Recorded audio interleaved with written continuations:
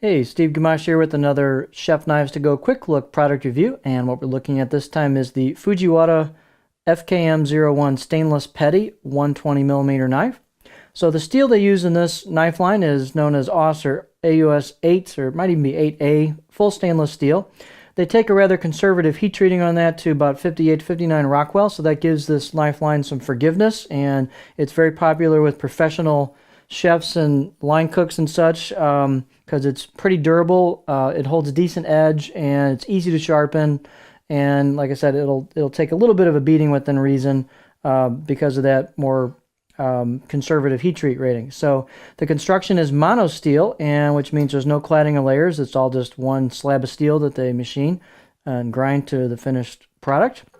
The weight on this knife is 2.7 ounces or 77 grams. Edge length is right about 120 millimeters on the edge, so I measured that from the tip to the back of the blade known as the chin, about 4.7 inches. The overall length about 9 inches, including the handle. And then these are pretty thin. The spine thickness on these is about 1.9 millimeters coming out of the bolster, and then gradually about halfway down the blade starts thinning out a little bit, and then gets pretty thin right at the very tip. This is not a real tall blade. It's about 26.4 millimeters at the back of the blade height-wise, so it's in what we would call the utility style category of petty knives. So this is very versatile. You could do some in-hand work with this if you've got larger hands or okay with that versus a true paring knife. You can also do a little bit of board work, although you might have to work off the edge of the board because of the clearance issue. And then definitely great for just everyday tasks and, cutting all kinds of smaller stuff and citrus and various quick, cut a sandwich, whatever. So real handy size. The handle is a stabilized wood product known as Packawood, and so this is a black Packawood handle. And you've got a metal bolster and a full tang throughout the handle. Fit and finish on these is good. The spine is pretty good. You might be able to clean that up a little if you felt the need to do that on the edges of it.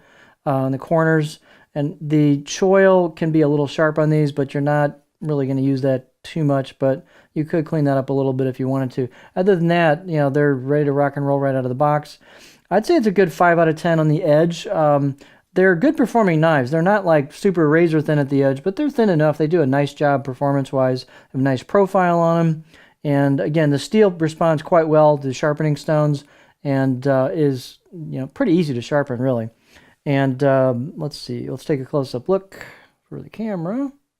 So you've got some screened on etched kanji there, machine finish. There's the left side of the blade, your handle. It's just a good all-around petty. So let's take a look on the cutting board just in case you might want to do some board work with it.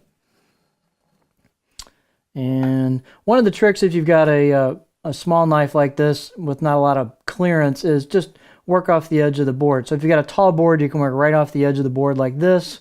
Or if your board's short, it's like a real thin board, then just bring everything to the edge of your countertop and work off the edge of your countertop. And that'll give you lots of clearance. So here's what the profile looks like. It's just kind of a good all-around profile. You could rock with it a little bit if you wanted to for small stuff, some herbs or whatever you needed to do. So there's what the profile looks like. Here is the spine thickness and the tip. So it's just a good all-around knife line.